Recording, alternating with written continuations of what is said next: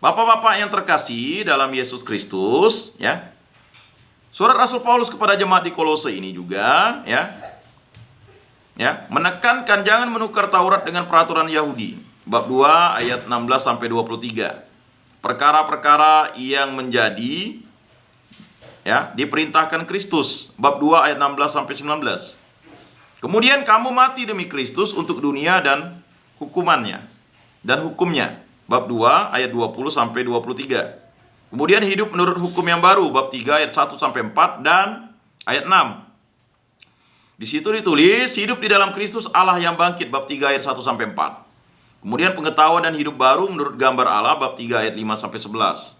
Selanjutnya segala sesuatu yang dilakukan dalam nama Tuhan Yesus, bab 3 ayat 12 sampai 17. Hidup baru di rumah, bab 3 ayat 18 sampai bab 4 ayat 1. Hidup baru di dunia, bab 4 ayat 2 sampai 6.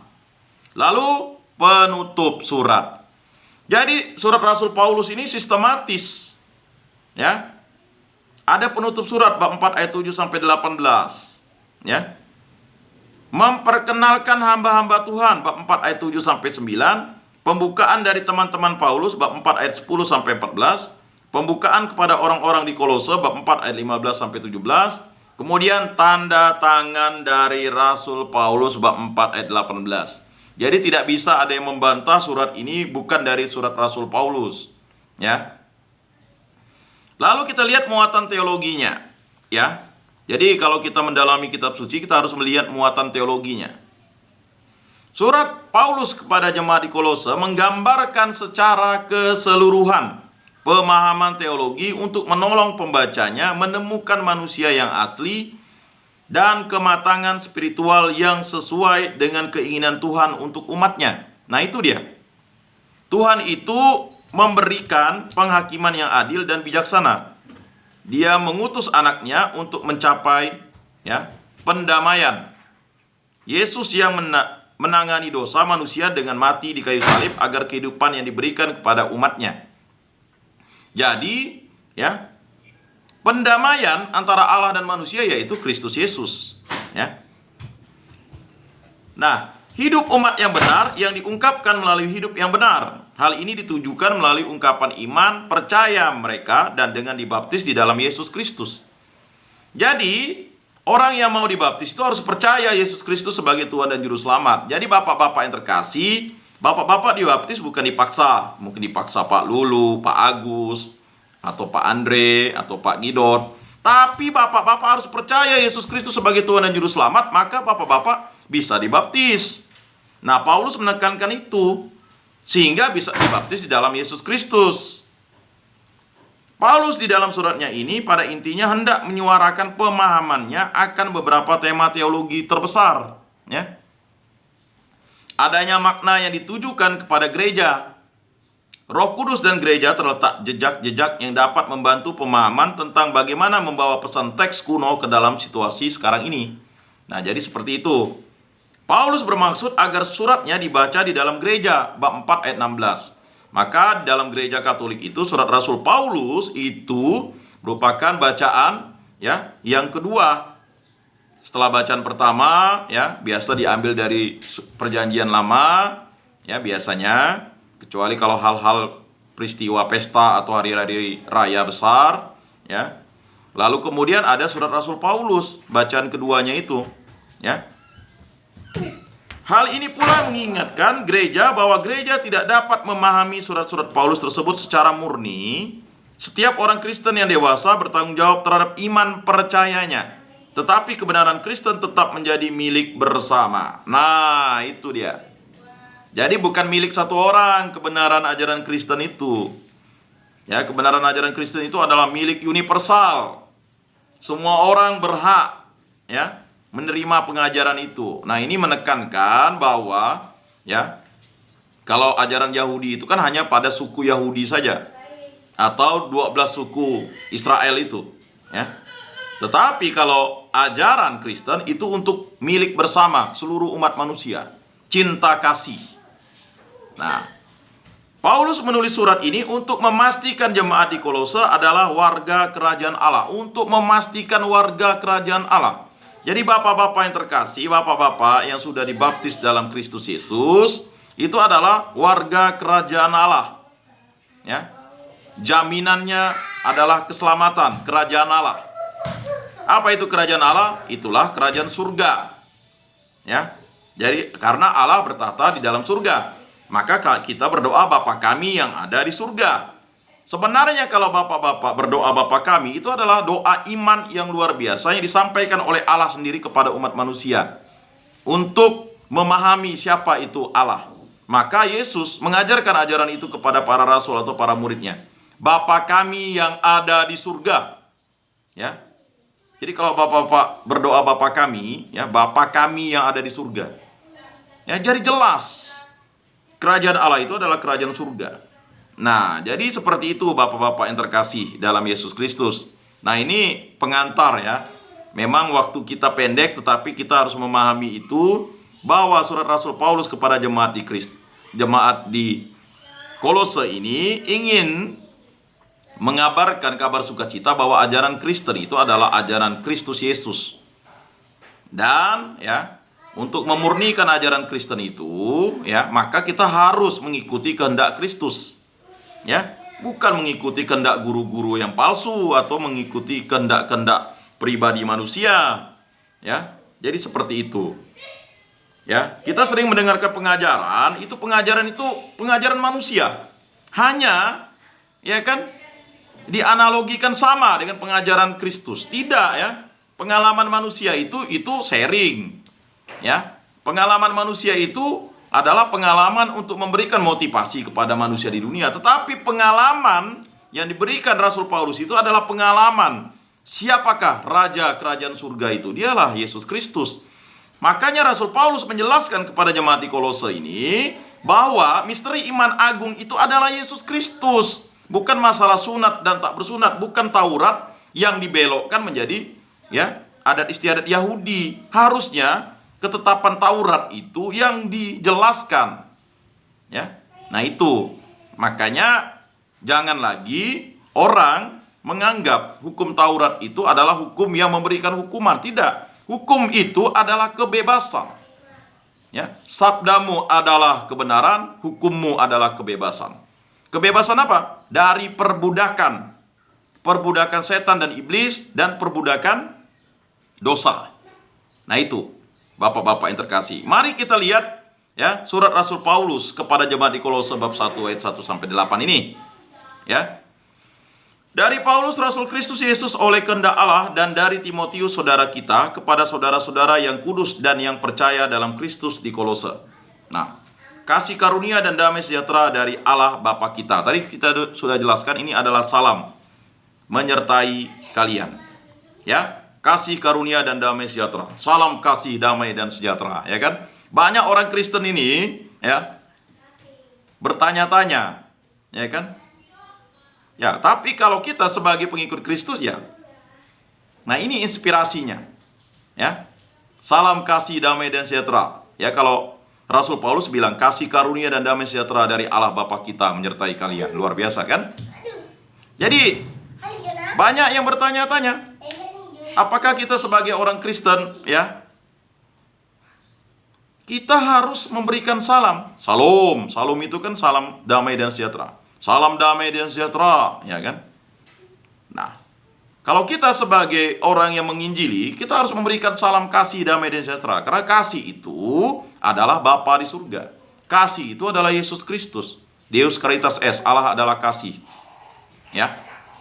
Nah, jadi kasih itulah yang diwartakan sehingga orang memiliki damai dan sejahtera. Kalau kita tidak mewartakan Kristus, tidak ada damai dan sejahtera itu. Karena damai dan sejahtera itu hanya ada dalam Kristus. Ya. Maka surat Rasul Paulus ini selalu ditekankan kasih karunia dan damai sejahtera dari Allah Bapa kita menyertai kalian. Kami selalu mengucap syukur kepada Allah, Bapa Tuhan kita Yesus Kristus. Bapa Tuhan kita Yesus Kristus. Ya. Kami selalu mengucap syukur kepada Allah Bapa Tuhan kita Yesus Kristus. Nah, di situ harus dijelaskan oleh Rasul Paulus. Ya. Jadi kalau orang membaca surat Rasul Paulus ini pasti akan memahami isi kontekstualisasi Injil. Karena Rasul Paulus ini ingin menekankan bahwa pemahaman tentang Injil itu harus percaya kepada Allah Bapa Tuhan kita Yesus Kristus. Setiap kali kami berdoa untuk kalian. Nah, ini adalah suatu ungkapan iman bahwa doa itu memberikan kekuatan yang berasal dari Allah, bukan hanya untuk pribadi, tapi untuk semua orang yang didoakan. Nah, lalu, sebab kami telah mendengar tentang imanmu dalam Kristus Yesus dan tentang kasihmu terhadap semua orang kudus, berdasarkan harapan yang disediakan bagimu di surga. Nah, sekali lagi, tadi kita sudah dijelaskan supaya kita memahami konteks dari ayat yang disampaikan ini. Ya, inilah penekanan Paulus kepada jemaat di Kolose. Sebab kami telah mendengar tentang imanmu dalam Kristus Yesus. Sama seperti kita kan beriman kepada Yesus Kristus. Dan tentang kasihmu terhadap semua orang kudus. Kasihmu terhadap semua orang kudus. Semua orang kudus itu adalah semua jemaat Allah yang telah mendahului mereka dan juga yang masih berada di dunia ini yang mempertahankan kekudusannya karena berkat jasa Yesus Kristus. Berdasarkan harapan yang disediakan bagimu di surga. Jadi bapak-bapak yang terkasih, kita dibaptis ini kan memiliki iman harapan. Dan kita akan berjumpa dengan kasih yang sempurna itu. Dialah Yesus Kristus, dialah Allah Bapa, dialah Roh Kudus. Harapan. Jadi semua orang beriman itu memiliki harapan untuk bersama Allah. Tetapi harapan itu bisa sirna jika bapak-bapak melemparkan mutiara itu ke mulut babi atau ke mulut anjing. Itulah orang yang dibaptis tetapi dia tidak melaksanakan kehendak Bapa di surga. Atau seperti orang yang diberikan talenta tapi dia mengubur talenta itu. Nah, Yesus Kristus itu kan selalu mengungkapkan perumpamaan. Begitu juga seperti perumpamaan biji sesawi. Jadi harapan itu tumbuh bersama iman. Iman itulah yang menumbuhkan harapan. Harapan itu adalah keinginan untuk berjumpa kasih yang sempurna itu. Maka iman, harapan, dan kasih itu adalah Allah Bapa Tuhan kita Yesus Kristus. Nah, ini yang ingin ditekankan oleh Rasul Paulus kepada kita. Diwariskan terus-menerus nih sampai ke kita. Tentang harapan itu sudah lebih dahulu kalian dengar dalam sabda kebenaran, yaitu Injil. Iya. Jadi Paulus hanya mengingatkan kita ini kalau sebagai hamba-hamba Tuhan atau penginjil atau penyuluh atau juga sebagai jemaat Allah harus mengingatkan bahwa apa yang disampaikan ini bukan pernyataan manusia tetapi sabda dan firman dari Allah sendiri. Dialah Yesus Kristus, Sang Juru Selamat. Tentang harapan itu sudah lebih dahulu kalian dengar dalam sabda kebenaran, yaitu Injil yang sudah sampai kepadamu. Yang sudah sampai kepadamu Injil itu Nah, seperti Injil itu berbuah dan berkembang di seluruh dunia. Ingat, perumpamaan tentang biji sesawi, perumpamaan tentang buah pohon ara, perumpamaan tentang anggur, kan harus berbuah.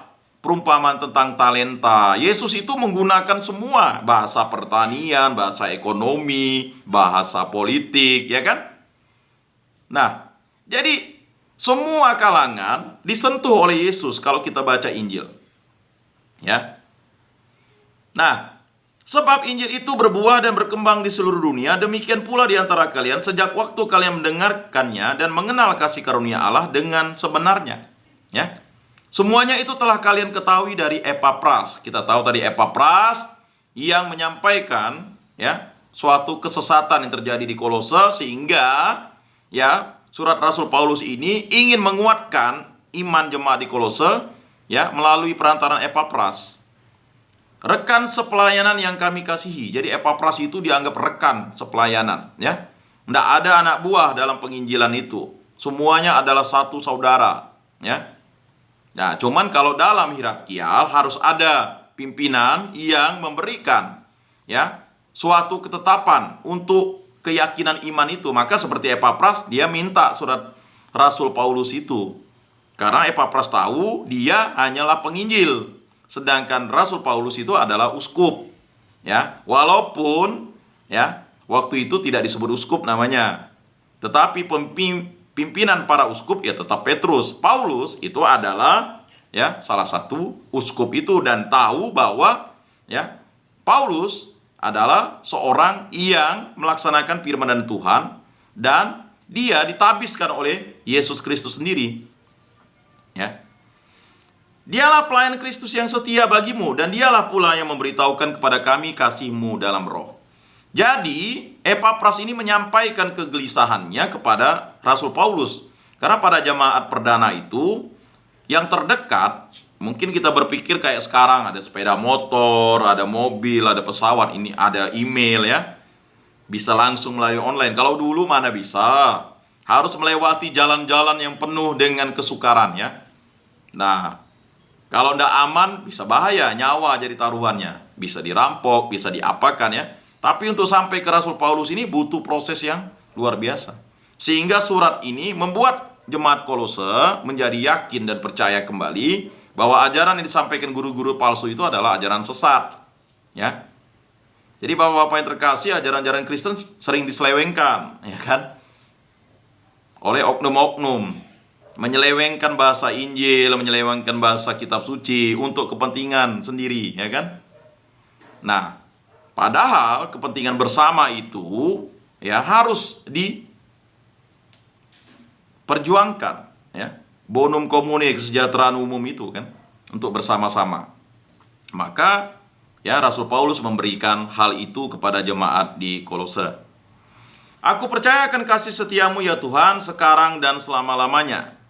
Tetapi aku ini seperti pohon zaitun yang menghijau di dalam rumah Allah. Aku percaya akan kasih setia Allah untuk seterusnya dan selamanya. Aku hendak bersyukur kepadamu selama-lamanya, sebab engkaulah yang bertindak karena namamu baik. Aku hendak memasukkannya di hadapan orang-orang yang kau kasihi. Bapak-bapak yang terkasih, mari kita lihat atau kita dalami ya Injil suci Yesus Kristus menurut Santo Lukas tadi yang sudah kita baca. Ya. Haleluya, Tuhan mengutus aku memaklumkan Injil kepada orang hina dina dan mewartakan pembebasan kepada para tawanan. Haleluya. Mari kita masuk ke dalam Injil Yesus Kristus menurut Lukas ini. Setelah meninggalkan rumah ibadat di Kapernaum, nah Kapernaum ini base camp-nya Yesus bersama para rasul ya, base camp. Ya. Jadi bapak-bapak yang terkasih, di gereja Okumene ini kan ada base camp bapak-bapak, yaitu gereja Okumene ini kan base camp-nya. Nah, mereka juga punya base camp waktu itu. Lalu Yesus pergi ke rumah Simon. Nah, kita tahu Simon adalah orang Galilea, berarti mereka di Israel Utara posisinya. Ya. Jadi Kapernaum itu agak ke atas lagi ya. Jadi dia pergi ke rumah Simon.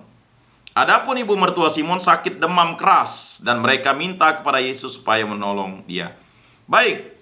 Ya, berarti ibu Simon ini kalau udah demam keras, bahaya maut datang menghampirinya. Maka Yesus berdiri di sisi wanita itu lalu menghardik demamnya. Bayangkan menghardik demamnya. Segera penyakit itu meninggalkan dia, wanita itu segera bangun dan melayani mereka. Luar biasa kan? Jadi penyakit itu ya seperti ada rohnya. Dihardik Yesus, dia meninggalkan. Ya. Nah, lalu ketika matahari terbenam, semua orang membawa kerabatnya sakit kepada Yesus. Ya, jadi karena melihat ibu mertua Petrus yang sudah hampir mati itu sekarat bisa sembuh, mereka lalu membawa kerabatnya juga ngomong dari mulut ke mulut, ya SMS-nya mulut ya, selalu melewati seseorang. Lalu Yesus meletakkan tangan atas mereka masing-masing, ya, dan menyembuhkan mereka. Dan banyak orang keluar juga, ya. Dari banyak orang keluar juga setan-setan sambil berteriak. Nah, ini ayat yang kunci tapi sering diselewengkan. Ya, diselewengkan dalam artian ya. Lihat di sini. Dari banyak orang keluar juga setan-setan sambil berteriak, "Engkaulah anak Allah." Sekali lagi, setan-setan itu kan dia kan adalah malaikat-malaikat Allah yang mengutuki dirinya. Maka dia tahu siapa itu anak Allah, siapa itu Allah. Makanya engkaulah anak Allah, tetapi dengan keras Yesus melarang mereka berbicara karena mereka tahu bahwa ia Mesias. Mengapa? ya Yesus melarang mereka berbicara, nanti sesat ini. Ya, seseorang manusia bisa sesat karena ya setan-setan ini. Makanya dia melarang. Setan-setan harus tunduk karena setan-setan diciptakan oleh Yesus Kristus. Dulunya malaikat, ya. Dulunya malaikat, diciptakan sebagai malaikat baik adanya, tetapi mereka mengutuki dirinya menjadi setan-setan, ya. Jadi sekali lagi, Allah atau Yesus tidak pernah menciptakan setan-setan, tetapi mereka yang menciptakan dirinya menjadi setan-setan. Sama seperti kita manusia. Kita memilih menjadi baik atau jahat. Kalau kita mau menjadi baik, kita bertobat mengikuti jalan Tuhan. Tapi kalau kita mau menjadi jahat, ya pasti kita mengikuti jalan yang sesat. Jalan sesat itu adalah penyesat, pendusta namanya. Ya. Jadi sekali lagi Bapak-bapak yang terkasih, ya. Mengapa setan-setan itu tahu Yesus anak Allah, engkaulah anak Allah? Ya. Karena mereka adalah malaikat-malaikat yang diciptakan Allah, dan sebenarnya ya, sebelum mereka memberontak terhadap Allah, ya mereka memuliakan Allah. Maka Yesus melarang mereka berbicara. Ya kalau udah dilarang Tuhan ya tidak bisa. Ya. Karena mereka tahu bahwa ia Mesias. Nah, bayangkan. Ya. Setan tahu itu Mesias, tapi dia sudah terlambat. Ya. Terlambat sudah kau datang padaku. Nah, itu kan lagu yang bagus tuh. Ya. Jadi kalau kita sebagai manusia tidak pernah ada kata terlambat sebelum kita menghembuskan napas terakhir, ya. Jadi Bapak-bapak yang terkasih, bertobatlah. Ya. Jadi itu kata kunci. Itulah yang membuat setan iri dengan manusia. Manusia diberikan kesempatan untuk bertobat. Mengapa? Ya, kami, ya kan? Atau setan-setan ini tidak boleh bertobat lagi, ya. Karena dia sudah menyaksikan kehadirat Allah, kehendak Allah, kebaikan yang maha dahsyat Allah itu mereka sia-siakan. Lalu mereka akhirnya mengutuki dirinya menjadi setan. Nah, makanya mereka iri kepada manusia dan merasuki manusia. Nah, itulah faktor penyebabnya. Ketika hari siang, Yesus berangkat ke suatu tempat yang sunyi. Ya. Mengapa Yesus berangkat ke tempat yang sunyi? Sekali lagi, Yesus berbicara kepada Bapa di surga. Dia selalu berdoa. Ya. Kok Yesus, Bapa Tuhan kita ini, kok dia berbicara kepada Bapaknya, kan? Nah, ini sering diselewengkan sehingga kita lalu diputar-putar. Siapa yang memutar-mutar kita? Adalah setan. Setan yang merasuki manusia, yang tidak mau mengimani Yesus Kristus sebagai Mesias, sebagai Tuhan dan Juru Selamat. Nah, begitu Bapak-bapak yang terkasih. Jadi jangan bingung kalau ayat-ayat ini sering diplesetkan, ya. Ya, karena memang setan suka memplesetkan itu. Makanya Yesus melarang mereka untuk menyampaikan dirinya itu anak Allah, karena setan-setan ya sudah tidak punya wewenang lagi. Ya, wewenangnya sudah dicabut oleh mereka sendiri karena mereka tidak mau mencintai Tuhan Allah. Ketika hari siang, Yesus berangkat ke suatu tempat yang sunyi, tetapi orang banyak mencari dia. Ketika menemukannya, mereka berusaha menahan dia supaya jangan meninggalkan mereka. Mengapa mereka harus menahan Yesus? Karena mereka membutuhkan kesembuhan duniawi. Padahal harusnya, ya, orang-orang ini mendapatkan kepulihan rohani. Tetapi sekali lagi, karena memang, ya, untuk memaknai dan memahami siapakah Yesus itu, ya, mereka harus, ya, mau mengimani Allah, memiliki harapan dan mencintai Allah dengan penuh kasih. Ya. Nah, tetapi Yesus berkata kepada mereka, juga di kota-kota lain aku harus mewartakan Injil Allah, sebab untuk itulah aku diutus. Jadi Bapak-bapak yang terkasih, bukan hanya untuk orang kelompok itu saja. Yesus datang ke kota-kota lain untuk mewartakan Injil Allah itu. Injilnya sendiri, dialah Yesus Kristus, kabar sukacita tentang kerajaan Allah. Yesus Kristus mewartakan kerajaan Allah dan menyerukan pertobatan. Sebab untuk itulah aku diutus. Itulah, ya, misi Yesus. Mewartakan tentang kerajaan Allah, tentang Injil Allah itu, dan menyerukan pertobatan. Dan ia mewartakan Injil dalam rumah-rumah ibadat di Yudea. Nah, sekali lagi, ini menjelaskan bahwa Yesus tidak mewartakan Injil itu sembarangan. Dia mewartakan Injil itu di rumah-rumah ibadat. Tapi melakukan pelayanan, ya, yaitu menyembuhkan orang. Ya. Banyak orang mengatakan, menyembuhkan orang itu, apakah itu membaptis orang? Ya, membaptis orang dong. Ya, memang tidak dijelaskan di situ. Hanya Injil Yohanes yang mengatakan Yesus membaptis. Yang lain itu tidak. Langsung menyembuhkan. Yang menyembuhkan itulah dia membaptis orang. Ya kan? Karena ini Allah. Kok dia tidak pakai forma, Pak? Seperti yang lain harus dalam nama Bapa dan Putra dan Roh. Ya, enggak, Biu. Bapak-bapak yang terkasih, ya. Yesus itu adalah Allah. Dia tidak perlu forma, tidak perlu kata-kata. Siapa yang bisa menasihati Allah? Dia bilang, bangunlah, angkatlah tilammu, selesai. Bangunlah, bangkitlah. Atau dia bilang misalnya talitakum. Nah, itu urusan Allah, kata-kata Allah. Masa Allah mau didikte manusia? Masa Allah harus, ya, siapa yang mampu menasihati Allah? Kita ini kan hanya ciptaan. Itulah baptisan dari Yesus. Seperti itu, ya kan?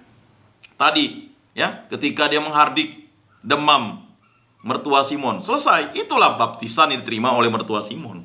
Jadi Bapak-Bapak yang terkasih, iman, harapan, dan kasih itu harus berada dalam Kristus Yesus. Demikianlah pendalaman kitab suci kita pada hari ini, katekese kita, penyuluhan kita. Mungkin ada pertanyaan, masih ada waktu 13 menit. Jam 10.30 ya kita harus stop dulu karena saya harus ke gereja, ya. Ada vaksinasi besok di gereja kami. Nah, silakan kalau ada yang bertanya. Boleh kalau misalnya Eka juga mau bertanya, boleh, ya kan? Atau mungkin yang lainnya, silakan. Pak Lulu, Pak Agus, Pak Andre, Pak Loren, bapak-bapak yang lain, ya. Shalom, Pak. Salam. Jadi sesuai dengan tema bacaan pertama tadi, ucapan syukur dan doa. Ya. Pertanyaan itu berkaitan dengan doa. Ya. Di mana hari Minggu kemarin saya ditugaskan untuk membawakan doa. Ya. Doa yang dibacakan itu kan sudah ada di TPS, di buku Tata Perayaan Sabda. Ya. Dan itu tercatat di seluruh gereja Katolik. Ya. Seragam kecuali di poin keempat. Ya. Nah, di poin keempat kami sesuaikan dengan itu kan intensi khusus, Pak, ya. Betul. Kami sesuaikan dengan keadaan di urutan ini dan itu sudah kami sepakati bersama di seksi liturgi dan juga kami yang Katolik yang sudah kami sepakati. Ya. Itu dan itu seragam semuanya. Setelah ibadah selesai, ada salah seorang jemaat mengambil saya. Dia menyampaikan kritikan terhadap doa yang dibaca. Dia bertanya gini, Pak, itu doanya spontan atau Bapak bacakan? Saya tidak membacakan, Pak. Nah, kalau boleh saya mau beri saran. Coba doanya itu yang poin 4 itu nanti ada yang dia kritiki. Isinya itu jangan melibatkan Tuhan atas perbuatan kita. Mungkin boleh saya bacakan, Pak. Nah, silakan Pak, biar jelas. Jadi bunyi doanya yang dia kritik itu adalah, ya Bapa, dampingi selalu kami yang masih menghadapi persidangan, berkati hakim, jaksa, panitera, dan saksi. Tumbuhkanlah di hati mereka semua roh cinta kasih sehingga melaksanakan sidang yang adil sesuai dengan pimpinan Roh Kudus. Kiranya kami mendapatkan keadilan dan kebenaran yang sejati sesuai dengan kehendak-Mu. Dan seterusnya. Nah, yang dia kritik itu adalah yang kita di sini katanya tidak boleh melibatkan Tuhan karena itu kan perbuatan kita. Jadi kita tidak boleh melibatkan Yesus. Yesus kan sudah mati di kayu salib untuk menembus dosa kita. Itu bla bla bla katanya. Ya, saya pikir niat dia baik untuk mengkritik doa, apalagi ini dalam ibadah resmi kita ya. Ya. Saya menangkapnya ini positif saja bahwa dia memberi saran ya terima kasih. Tapi kurang etis, Pak, karena itu doa kita dan itu ibadahnya resmi dipimpin oleh orang pastor. Ya, saja sarannya saya terima dan terima kasih. Tapi ini nanti akan saya sampaikan kepada orang yang mungkin lebih berkompeten untuk menjawab ini. Tapi sepertinya hari ini dia tidak hadir. Saya perlu bertanya kepada Pak Yakobus, seperti apa sebenarnya proses penulisan doa umat ini, penyusunan doa umat ini. Apakah ini kan semestinya kan sudah disepakati karena dibacakan di seluruh gereja Katolik. Itu saja mungkin perlu pencerahan dari Pak. Terima kasih. Baik, Pak Loren yang terkasih, struktur doa. Saya rasa struktur doa Bapak tidak ada yang salah.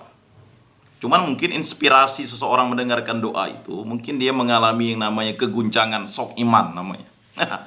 Nah itu ya. Jadi kalau ketika kita menyampaikan doa, sesalah apapun doa itu ketika sudah dalam tata perayaan atau tata perayaan ibadah yang resmi, ya kan, kritikan itu hanya masukan. Tapi doa yang disampaikan itu tidak mungkin bisa dikritik lagi, ya kan? Jadi sama seperti Yesus. Kalau Yesus boleh mengkritik doa, Pak, dia Allah. Ya kan, Yesus mengkritik doa orang Farisi yang panjang-panjang, tapi rumah janda-janda dia telan, kan gitu. Sakulu kili doanya, Pak. Kan udah dijelaskan tuh. Tetapi kita ada pedoman, Pak. Menurut Katekismus Gereja Katolik KGK 2559, doa adalah pengangkatan jiwa kepada Tuhan atau satu permohonan kepada Tuhan demi hal-hal yang baik. Kalau struktur doa Bapak demi hal-hal yang jahat, itu yang harus dikritik. Misalnya, mohon maaf, ya Bapak di surga, biarlah, ya kan, oknum jasa itu mampus. Itu Pak, itu tak bisa Pak, itu harus dikritik, itu doa yang salah dan keliru. Tapi kalau Bapak memohon, ya kan, semoga, ya kan, apa yang disampaikan jaksa sesuai seturut kehendak-Mu ya Allah, dan itu struktur doa yang baik. Jadi kalau struktur doanya seperti yang tadi saya sampaikan, misalnya Bapak misalnya berdoa, ya Bapa di surga, berikanlah saya keadilan karena saya tidak bersalah, biarlah yang bersalah itu mati. Nah, itu doa yang salah, Pak. Karena tidak mungkin, ya kan Yesus katakan, Bapa yang jahatnya bisa memberi yang baik kepada anak-anak, apalagi Bapamu di surga. Tidak mungkin kamu minta telur dikasih kalajengking. Nah itu sebenarnya. Ya Pak ya. Jadi struktur doa itu adalah meminta sesuatu yang baik. Doa adalah pengangkatan jiwa kepada Tuhan atau satu permohonan kepada Tuhan demi hal-hal yang baik. Nah, dari mana kita berbicara kalau kita berdoa? Dari ketinggian, kesombongan dan kehendak kita ke bawah atau dari ujung, ya. Mazmur 130 ayat 1. Hati yang rendah dan penuh sesal. Siapa yang merendahkan diri akan ditinggikan. Lukas bab 18 ayat 9 sampai 14, Pak. Kerendahan hati adalah dasar doa. Rendah hati, Pak. Karena kita tidak tahu bagaimana sebenarnya harus berdoa. Roma 8:26 itu. Supaya mendapat anugerah doa, kita harus bersikap rendah hati di depan Allah. Manusia adalah seorang pengemis. Ya, Pak. Ya kan? Pengemis, Pak, kita. Ya kan, ya Allah kasihanilah aku orang berdosa. Kan itu udah ada strukturnya, Pak. Sebenarnya kalau ibadat itu semuanya strukturnya doa, Pak. Dari ritus pembukaan sampai ritus penutup. Apalagi kalau kita masuk ke dalam, ya, ordinarium itu kan semuanya struktur doa, Pak. Jadi Tuhan kasihanilah kami, Tuhan kasihanilah kami, Kristus kasihanilah kami, Kristus kasihanilah kami, Tuhan kasihanilah kami, Tuhan kasihanilah kami. Jadi bapak-bapak yang terkasih, jika bapak-bapak dalam ibadat itu tidak bernyanyi, meminta kasihani Allah, berarti bapak-bapak, ya, tidak berdoa. Makanya doa misa itu kan doa agung dia. Ya. Nah, sama dengan ibadat, ya. Jadi struktur doa yang disampaikan itu ya tadi itu yang saya sampaikan. Jadi sudah dipahami, Pak, ya. Jadi yang dipahami itu kalau misalnya mengkritik doa, ya meminta sesuatu yang jahat, ya tidak bisa, Pak. Ya. Nah, jadi sesuatu yang jahat itu bukan diminta, tetapi ingat, Allah tidak memberikan, Allah membalas yang baik dan menghukum yang jahat. Kapan itu dihukum? Nanti, Pak. Tunggu lalang dan gandum dipisahkan. Ya, kalau ada yang mengkritik doa, struktur doanya jangan seperti itu, ya tidak apa-apa. Namanya kita bertumbuh dalam iman itu kan sharing dan diskusi. Tetapi sekali lagi, ya, ketika sudah melaksanakan kegiatan ibadat, ya, itu tidak perlu lagi ada yang namanya kritikan. Kita ingat apa yang dilakukan oleh Musa. Musa itu kan tegagap-gagap, Pak. Ya kan, tegagap-gagap gitu. Tapi tak ada yang bisa ngeritik Musa. Karena lidah Musa itu masuk bara api ke dalam mulutnya, karena waktu itu dia tidak percaya kalau dia berjumpa dengan Allah. Akhirnya ketika bara api itu masuk, barulah dia percaya bahwa itu Allah. Akhirnya terlambat, mulutnya sudah kena bara api dan gagap-gagap dia. Ya. Tapi justru doa Musa itu berkenan di hadapan Allah karena dia adalah orang yang ya kan mendapat rahmat Allah begitu. Nah, jadi ya kalau ketika ada orang mengkritik doa itu, ya marilah berdoa kan begitu. Ya kan? Jadi kalau Bapak misalnya doa makan, lalu tiba-tiba Bapak berdoa, "Ya Tuhan, berkatilah makanan ini." Amin. Tiba-tiba kok doa kamu pendek benar kan? Oh, lalu tiba-tiba ada doa yang panjang sampai 30 menit. "Ya Bapa, berilah kami makanan bla bla bla bla bla." Akhirnya kan ayam goreng dan ikan goreng habis Pak dimakan kucing. Apalagi kan? Waduh, 30 menit ada meong-meong loh. Waduh, doa kita tidak mujarab nih. Dikritik juga, ya kan? Yang namanya manusia nih memanglah hidup dalam kesombongan. Ya kan? Makanya kita harus rendah hati. Tidak apa-apa. Ya kan? Kalau terjadi kritikan itu biasa. Untuk membangun iman itu butuh yang namanya kedewasaan, Pak. Anggaplah kritikan itu sebagai cambuk-cambuk untuk kita tetap melayani. Nah, jadi seperti itu ya Pak Loren. Terima kasih. Mungkin masih ada lagi 3 menit nih. Silakan. Pak Kundil. Udah lama tak dengar suara Pak Kundil nih. Sehat ya Pak Kundil ya? Semangat terus Pak Kundil. Baik, terima kasih Pak. Ya. Ini karena terkait dari bahasa kita sudah membahas tentang baptis tadi. Mungkin ada pertanyaan atau apa yang mereka. Pertama saya melihat di Yesaya pasal 4 ayat 6, di situ mengatakan bahwa keselamatan umat manusia itu seperti kain kotor. Setiap bentuk usaha yang dilakukan manusia untuk menyelamatkan dirinya sendiri adalah kesia-siaan. Nah, kalau kita tahu bahwa mengetahui adalah baptisan itu pertama kali diperkenalkan oleh Yohanes Pembaptis. Lalu pertanyaan saya adalah, apakah setelah seorang dibaptis, maka secara otomatis dia diselamatkan? Karena saya mendengar tadi narasi yang dari Bapak, ketika orang dibaptis itu harus berselamat dan memang harus paham arti dari penyelamatan.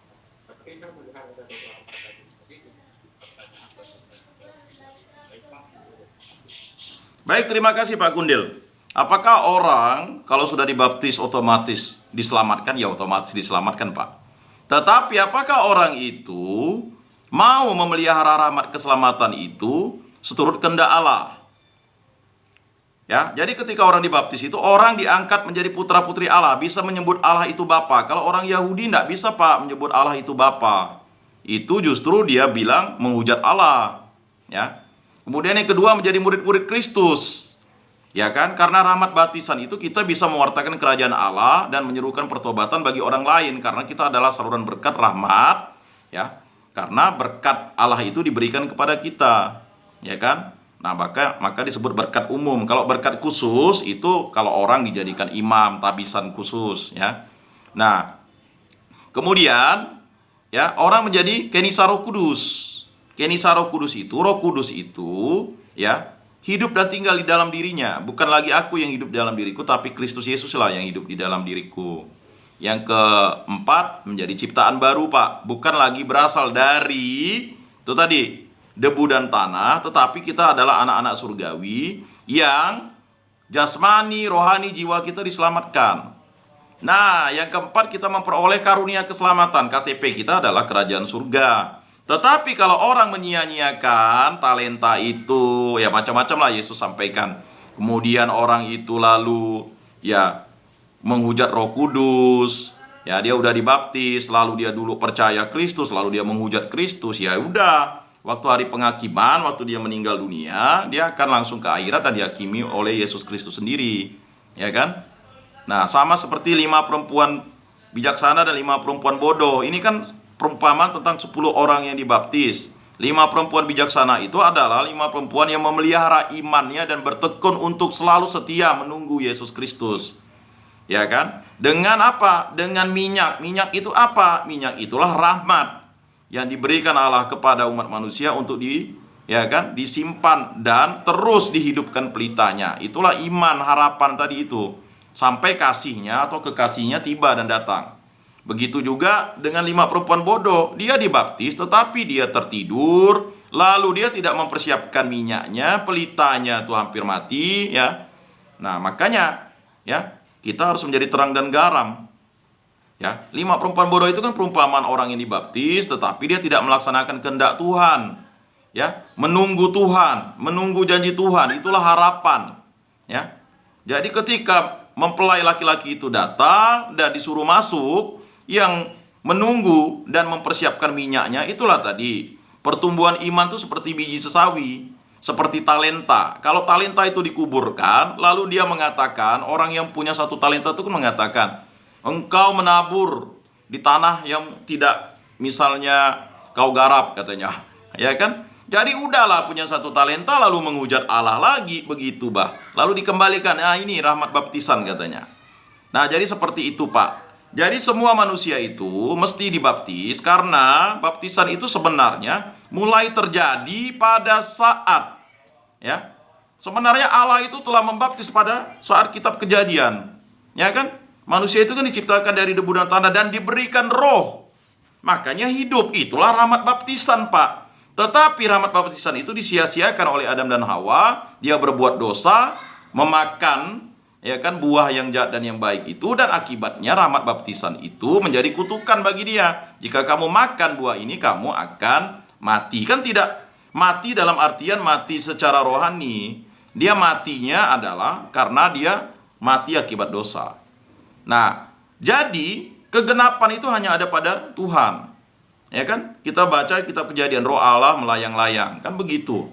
Pada prinsipnya apa? Ya kan, rahmat baptisan itu berasal dari Allah, dan Allah sendirilah yang menganugerahkan itu. Makanya manusia sebenarnya harus meminta rahmat Allah itu, karena putus, Pak. Gara-gara manusia berbuat dosa itu putus. Makanya harus ada pendamaian. Pendamaiannya itu adalah Yesus Kristus yang wafat di kayu salib.